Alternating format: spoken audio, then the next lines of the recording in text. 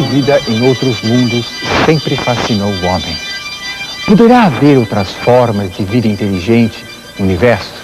Para o cientista Carl Sagan, a resposta é afirmativa.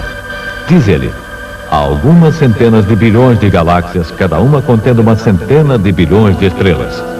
Em todas as galáxias, há talvez tantos planetas quanto estrelas.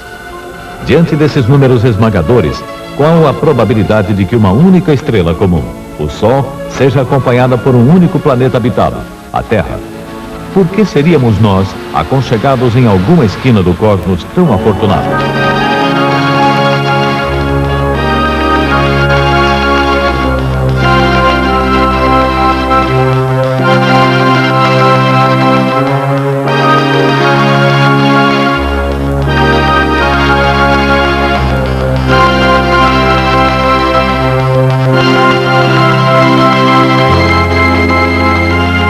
Em 1969, o astronauta Neil Armstrong, em seu voo pelo Oceano Cósmico, fotografou graciosa e impressionante figura luminosa. O que seria aquela imagem semelhante a um cavalo marinho? Outros astronautas norte-americanos e soviéticos também divisaram nas proximidades de suas naves figuras de procedência não identificada ou não explicada por eles. O vai-vem dos objetos voadores não identificados é uma interrogação que persiste no tempo.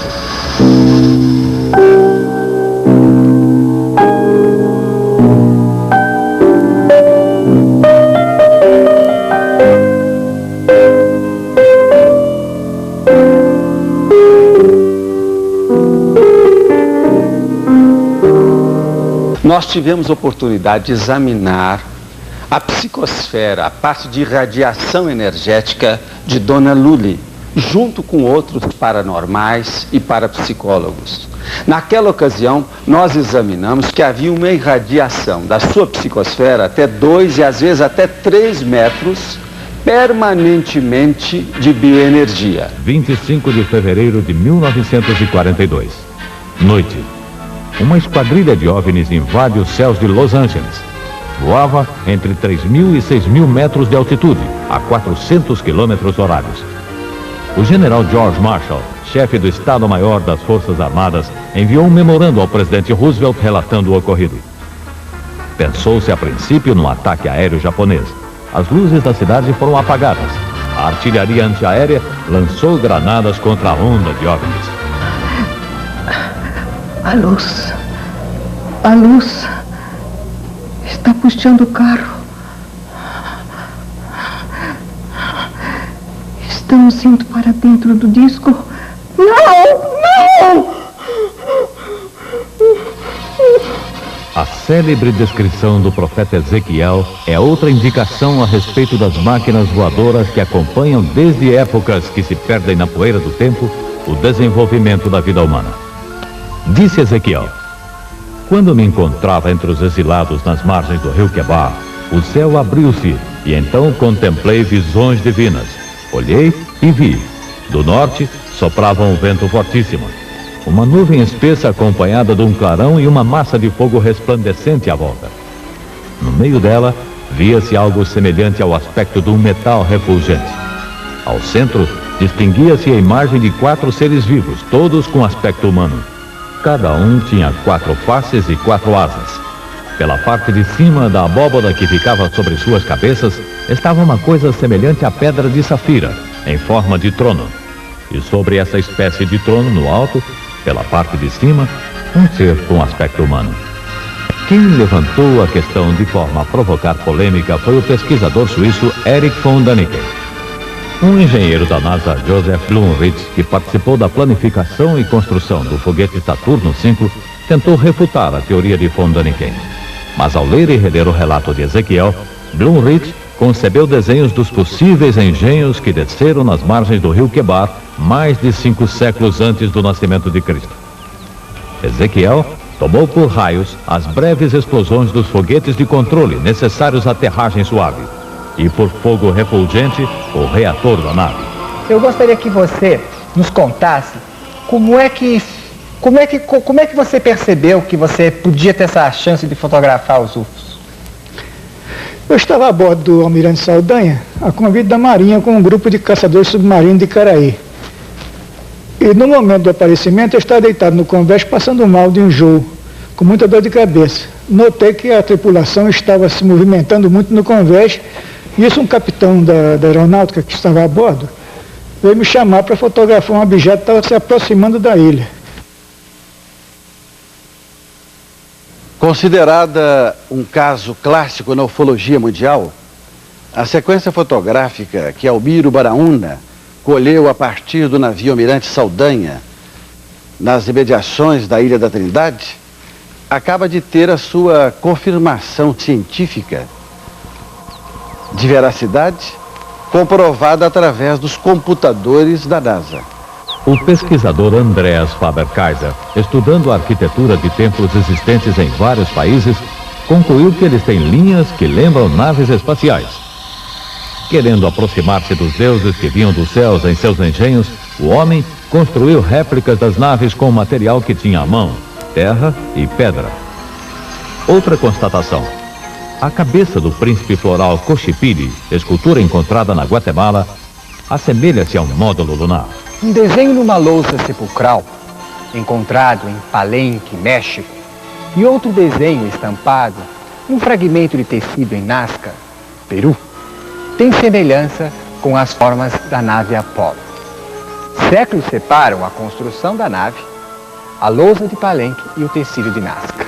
Situada a 380 quilômetros de Lima, capital do Peru, Nazca é surpreendente.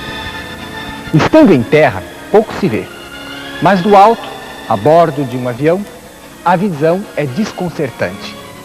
O observador vê um grande aeroporto moderno com pistas dispostas de maneira a aproveitar as várias correntes de vento. O objeto vinha do mar, fez um semicírculo sobre o litoral, passou sobre a Pedra da Gávea e depois se afastou em direção ao mar outra vez. E o que o senhor pensou na hora? Nós ficamos atônitos, ficamos espantados de ver aquilo e batemos as fotografias. No inconsciente humano existe a certeza de que não estamos sós no universo. Não sendo assim, por que a NASA, por inspiração do Dr. Carl Sagan, mandou mensagens a bordo das naves Viajante e Pioneiro e um sinal de rádio do Observatório de Arecibo, que seguem neste momento pelo cosmos afora? São mensagens de fraternidade que pedem respostas. O que você acha que esses OVNIs querem conosco, hein? É muito difícil dizer o que eles querem conosco. Existem muitas teorias em função dos objetivos desses seres. Alguns dizem que esses seres seriam responsáveis pela vida no planeta Terra, eles que deram início em tudo. Outros dizem que eles, com o passar do tempo, eles têm interferido na própria cadeia do ADN do ser humano, fazendo alterações de modo a ir consertando o ser humano para ter como uma conclusão final o ser supremo. É uma outra teoria. Outros dizem que esses seres estão aqui simplesmente fazendo pesquisas, recolhendo materiais de nosso solo, recolhendo amostras de vegetação para estudos. Outros dizem que eles estariam aqui acompanhando as loucuras que os seres humanos têm feito na Terra. Realmente não existe nenhuma prova definitiva sobre pode ser uma delas, pode ser todas elas. Pode ser todas elas. Realmente é um enigma. Eu acredito que o telespectador, através dessas fotos, vai poder também pensar, né? O que será que eles querem conosco?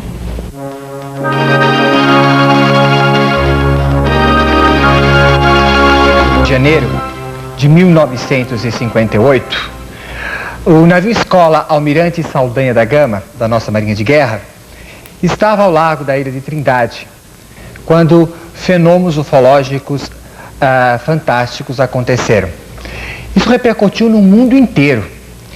E a bordo do Almirante Saldanha da Gama estava o fotógrafo Almiro Baraúna. Almiro Baraúna teve a oportunidade de fotografar os UFOs. Eu gostaria que você nos contasse como é que você percebeu que você podia ter essa chance de fotografar os UFOs? Eu estava a bordo do Almirante Saldanha, a convite da Marinha, com um grupo de caçadores submarinos de Caraí. E no momento do aparecimento, eu estava deitado no convés, passando mal de enjoo, com muita dor de cabeça. Notei que a tripulação estava se movimentando muito no convés, e isso um capitão da aeronáutica que estava a bordo veio me chamar para fotografar um objeto que estava se aproximando da ilha. Aham. Eu levantei aí a máquina e tentei observar o objeto. Via só um ponto luminoso no céu se aproximando da ilha. Por via das dúvidas, eu comecei a fotografar. O objeto foi se aproximando, passou por cima da ilha, escondeu-se atrás do morro. Quando pensávamos que ele ia continuar a trajetória, ele voltou, parou um pouco, em seguida disparou em direção ao horizonte com a velocidade de um foguete e acabou sumindo em profundidade. Isso foi muito rápido? Segundo a Marinha, toda essa trajetória deu-se em 14 segundos.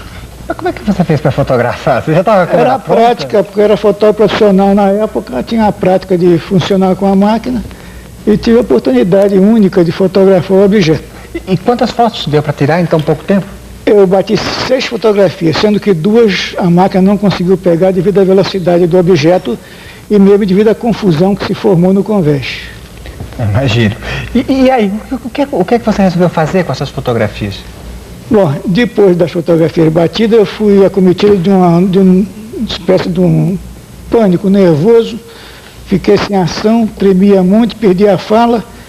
Quando consegui me recuperar, o comandante do navio chegou para mim e perguntou se eu havia fotografado de fato o objeto. Eu disse, bom, eu bati as fotografias, agora se saiu só revelando o filme. Se nós temos um laboratório aí a bordo, eu queria que você revelasse o filme se possível. Eu desci para o laboratório, um laboratório muito precário, e consegui fazer um revelador simples e revelei o filme. A tripulação toda praticamente viu o filme revelado. Foram 48 testemunhas entre oficiais, marinheiros, sargentos. A maioria viu o negativo. Todos constataram que o objeto que aparecia no negativo foram o que eles viram no céu. E realmente era uma responsabilidade essas fotografias, né? Porque elas estavam ali com testemunhas, uma fotografia verídica, não é? E em seguida, você teve vontade de entregar isso a cientista, à imprensa? O que é que você fez? Não, em seguida, o navio estava de saída, né? No momento do aparecimento, toda a parte elétrica de bordo parou. Radar, rádio, as lâmpadas ficaram fracas, tudo isso. Logo que o navio conseguiu sair, o comandante disse para mim que precisava falar comigo em particular. Conversou comigo, disse que as fotografias seriam minhas, mas que eu, antes de publicá-las, devia ir à Marinha prestar um depoimento. Eu concordei, eles deixaram os negativos comigo, não houve nenhum empecilho. Agiram comigo com toda a honestidade. Quando o navio chegou em Vitória, do Espírito Santo, ele ia ficar 2 dias parado. Nós não podíamos ficar, porque as férias estavam vencidas e nós fomos de ônibus para Niterói. Logo que chegamos em Niterói, eu fui ao laboratório e ampliei as fotografias. 4 fotografias, as que estão ali no painel, mostram perfeitamente o objeto, sendo que 2 mais nítidas do que as outras 2. Está bem claro, né? Ficou bem claro. Estão bem claras, mas 2 estão bem nítidas. Logo passado uns 3 ou 4 dias, um comandante, um capitão, me visitou pedindo para eu comparecer ao Serviço Secreto da Armada. Ele me levou lá e eu fui sabatinado por um grupo de oficiais superiores a respeito de truques fotográficos, de fotografias aéreas e muitas coisas. Eu levei lá de 8 horas da manhã até as 4 da tarde. Por que? Eles duvidavam da sua fotografia? Não é que duvidava, eu queria ter uma certeza, compreendeu? Me pediram os negativos emprestados, eu emprestei, eles mandaram os negativos para o Serviço Aéreo Fotogramétrico do Cruzeiro do Sul, fizeram um teste, eles não se convenceram, mandaram para Rochester, na América do Norte, para o laboratório da Kodak.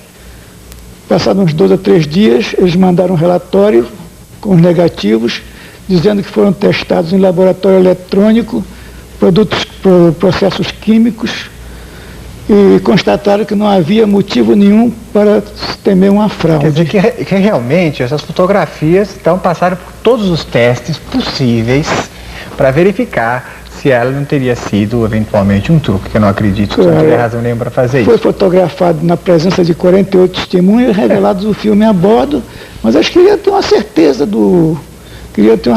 de que o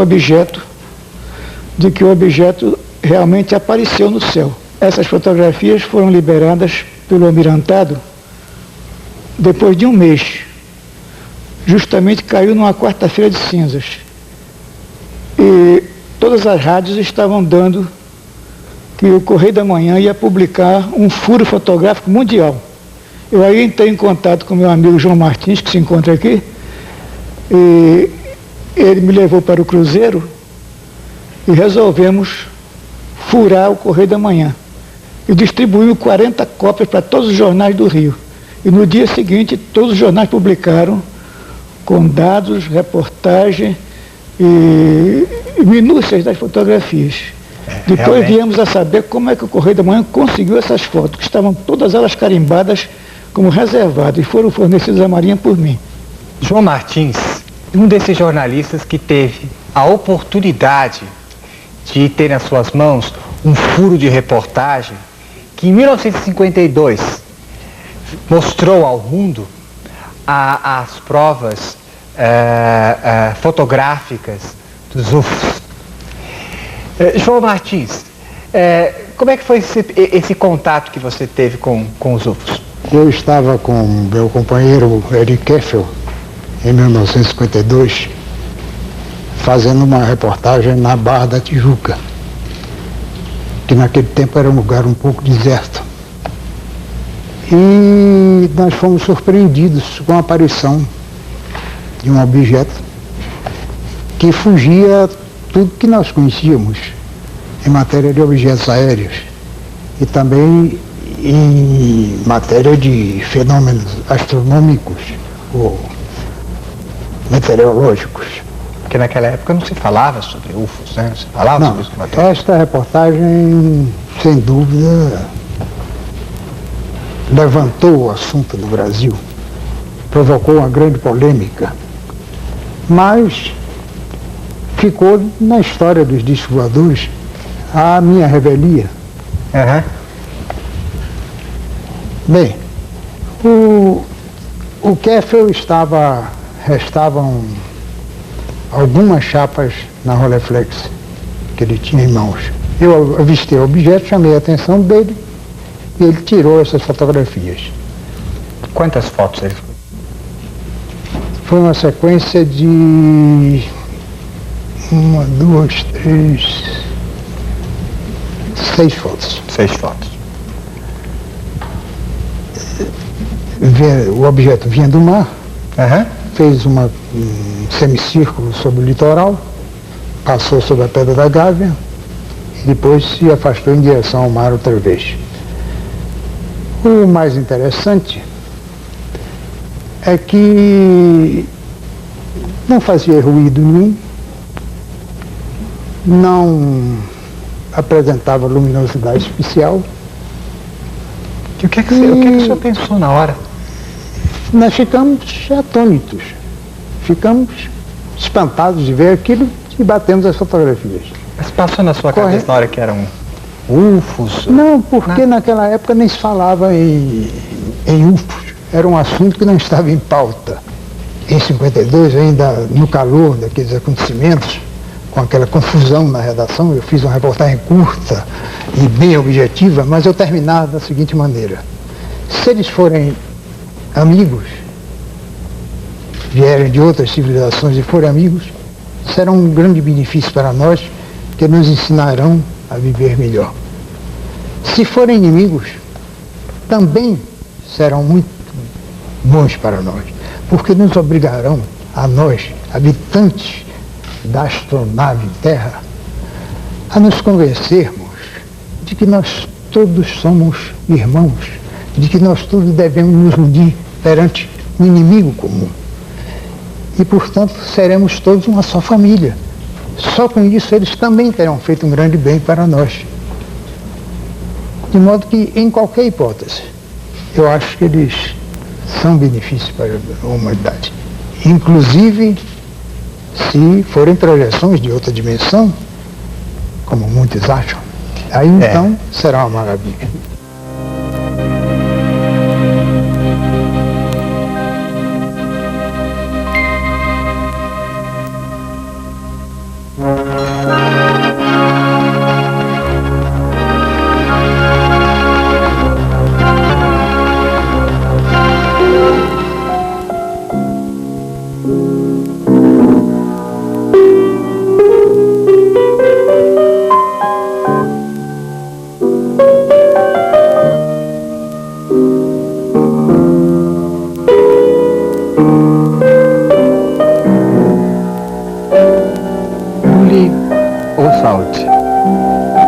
É uma concertista conhecida no Brasil e fora do Brasil. Ela acabou a sua última temporada, em dezembro último, com a Orquestra Filarmônica do Rio. E hoje ela é trazida aqui, não simplesmente pelo fato dela ser uma grande artista, mas por ter ocorrido com ela um fenômeno ufológico extraordinário e que nos deu a possibilidade de estudar, de pesquisar fartamente como é necessário nesses casos. E quem participou dessa pesquisa e que está aqui conosco, ao meu lado, é Irene Granke, que há mais de 30 anos vem pesquisando esses fenômenos dentro da ufologia. Por que esse fenômeno da Lily Oswald foi considerado assim um fenômeno importante? Porque dentre todos os casos que pesquisei, um dos mais importantes de abdução, ou seja, quando a pessoa é levada para dentro de uma nave e submetida muitas vezes a testes médicos, como foi o caso dela e do rapaz que a acompanhava. Então, esse é importante por esse lado, que foi também comprovado pelo trabalho de hipnose regressiva do Dr. Silvio Lago e também pelas consequências físicas, fisiológicas na própria Lily Oswald. Realmente isso se compara a outros casos que tivemos, como Betty and Bonnie Hill nos Estados Unidos, anterior ao caso dela. O caso dela foi 15 de outubro de 79. E outros casos no mundo inteiro que têm esta base, ou seja, de uma abdução comprovada por vários meios. Quais foram as marcas físicas que a senhora se referiu agora? Quais são essas marcas? Por exemplo, ela ficou com uma marca no rosto que ela não tinha antes. Ela melhorou de certos pontos de saúde física dela e piorou em outros sentidos. A vista dela ficou afetada com o evento e durante muito tempo ela não passou bem, como é o caso da maioria das pessoas que sofrem uma abdução. Começou e aconteceu em outubro de 79. Eu estava indo para Saquarema no carro de um amigo dos meus filhos. Tinha que buscar umas coisas lá. E o rapaz vinha, a história é um pouco longa, porque o rapaz vinha tocando, cantando alto e dançando com a música, e aquilo me dava muita irritação. Eu tinha muito medo tenho muito medo de estrada. Então eu fiquei pensando, meu Deus, alguma coisa tem que distrair esse menino para ele não pensar tanto nessa música e nessa dança que ele vem fazendo. Aí eu vi assim luzes esquisitas no céu, me lembrei, perguntar se ele já viu o disco voador, porque isso é capaz de fazê-lo ficar mais parado, enfim. E assim foi. Eu perguntei, você já viu o disco voador? Não, senhora. Você gostaria de ver? Ih, adoraria, não sei o quê, mas você não ia ter medo? Não ia ter medo, não. Aí eu viro e disse assim, então olha lá em cima olha lá em cima, aquilo é disco voador. A luz era uma luz assim, meio aberta e fechava, e meio aberta e fechava. E eu digo pro menino, mas nós ainda não estamos no oceano, porque nós fomos pela praia, que eu não quis ir pela serra. Aí o menino disse, nós estamos no mar, a senhora não está vendo o oceano ali? Eu digo, não, eu não enxergo. E esse item é muito importante, porque foi aí que nós, sem querer, projetamos as luzes que eles estavam jogando para nós.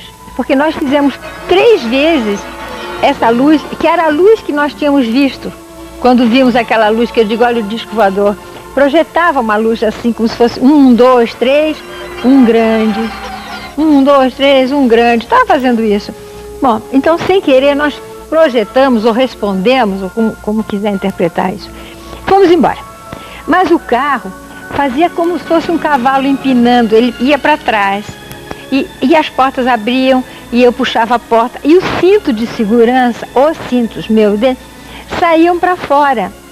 Agora, nós fomos totalmente ignorantes, tanto esse menino, coitado, como eu. Porque quando a porta abria, que o cinto caía, ele não caía, mas sim ele ficava meio pro ar assim, como se tivesse... E eu dizia pro menino, olha a força do vento. É tão grande que o cinto de segurança está para cima. Então, mas não era, devia ser a radioatividade puxando o cinto. E eu estava olhando para o mar.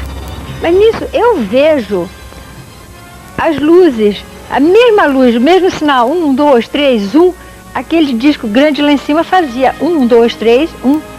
E eu fiquei calada e comecei a seguir pelo pensamento. 1, 2, 3, 1.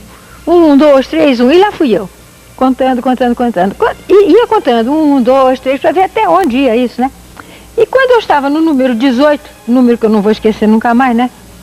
O garoto vira para mim e diz, a senhora está vendo o que eu estou vendo? Eu digo, o quê? Eu digo, as luzes que estão fazendo aquele sinal que o carro fez da lâmpada, da luz, assim. Eu digo, eu estou vendo. Eu estou vendo e eu já estou seguindo mentalmente. Então, os ufólogos dizem que isso deve ter ajudado muito, talvez, nós estávamos sem querer chamando por eles, né? Qualquer conexão nessa base. Então, quando nós estamos fazendo a volta, aparece a coisa mais linda que já vi na vida, que foi o que me queimou. Era uma nave-mãe imensa, jogando as luzes assim, aquela azul piscina, verde, amarelo, laranja. Era uma coisa de doido. Nós não ficamos com medo, nós ficamos olhando e sem entender muito bem. O menino disse assim, o que será? Eu digo, aquilo é o que chamam de nave-mãe, só pode ser. E fomos andando, mas nisso o carro já não...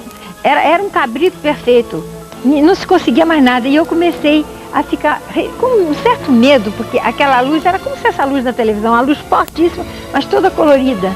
Eles vinham assim como se fosse avião de guerra, jogando luz em cima assim. Aquela luz forte que vinha em cima do automóvel. E aí nós gritávamos muito, eu gritava, o menino gritava.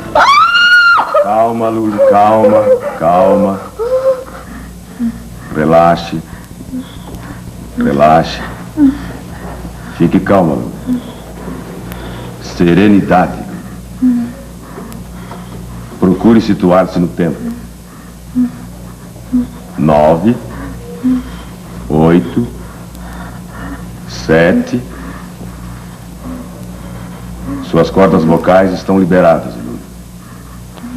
Seus lábios, sua língua, todos os músculos da fonação vão permitir que você fale claramente. 10, 9, 8. Fale, Luli. O que aconteceu naquela noite em Pedra Negra? Depois que o automóvel parou de vez. Fale, Luli.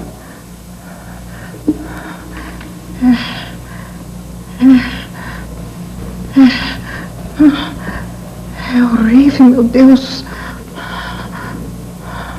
Fale mais alto, Luli. Mais alto. A luz está puxando o carro. Estamos indo para dentro do disco. Não! E agora, Luli? Estamos fora do carro. E o Paulo Roberto? Onde ele está? Eu não vejo o Paulo Roberto. Vocês estão sós, Luli? Há mais alguém com vocês? Descreva o ambiente, Luli. Calma, Luli, calma, calma. Você está num ambiente de paz. Agora você está protegida. Não precisa ter medo. Por que o medo, Luli? Por que esse grito? Eles são pavorosos. Eu tenho nojo. Eu tenho nojo. Eles são os tripulantes do disco, Luli? Eles podem me pegar. Eles vão me examinar. Não! Não, por Deus! Não! Me deixe em paz! Não! Eles falam com você, Luli? Não. Eles se comunicam por pensamento.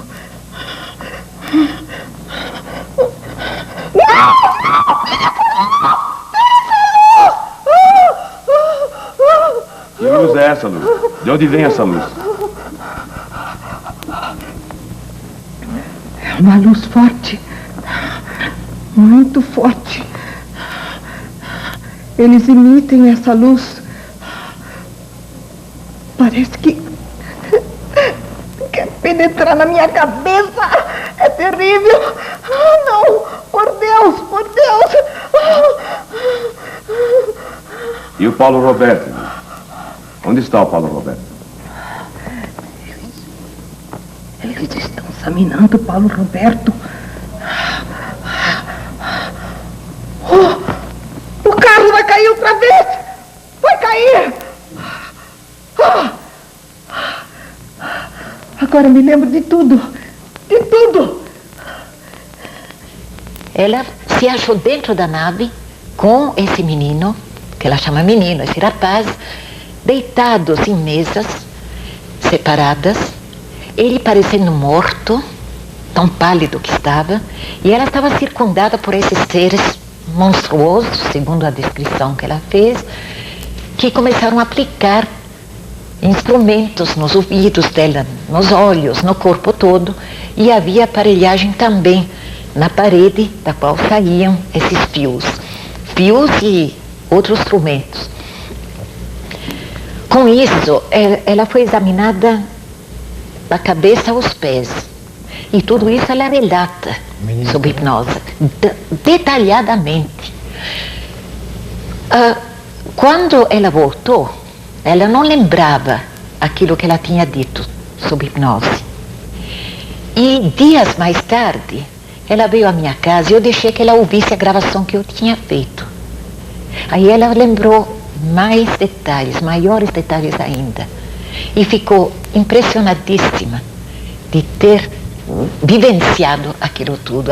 Então se dava conta. Eu sei que aí nos testaram, eu e o menino, e nós estávamos jogando irradiação por todo lado. Interessante foi que eu tinha uma bússola. Uma das provas que nós fazemos para sentir radiação é ver se no campo em volta de algum objeto a bússola mostra algum movimento.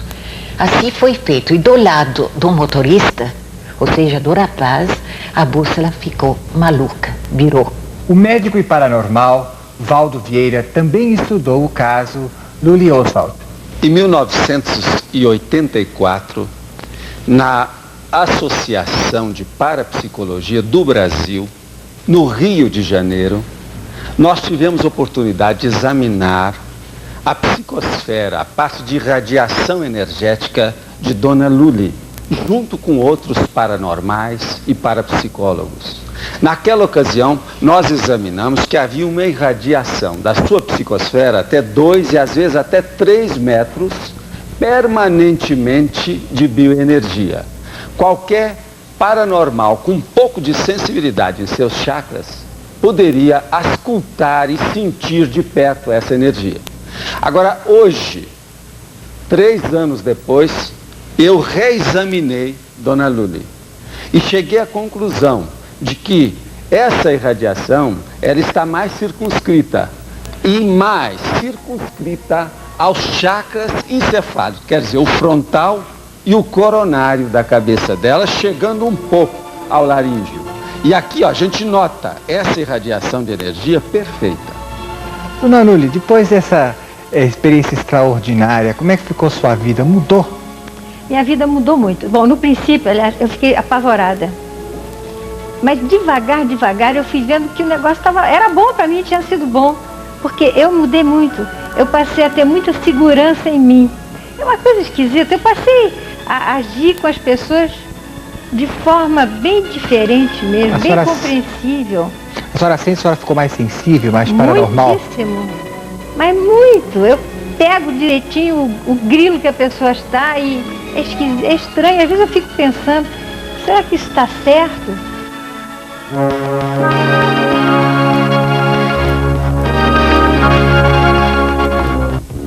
Bandeirantes, mais vida no ar. Não precisa nem procurar. Aqui está o melhor sábado para você. 13h, a festa é do Bolinha. Sempre revelando os melhores calouros, trazendo os artistas que o povo gosta. Clube do Bolinha.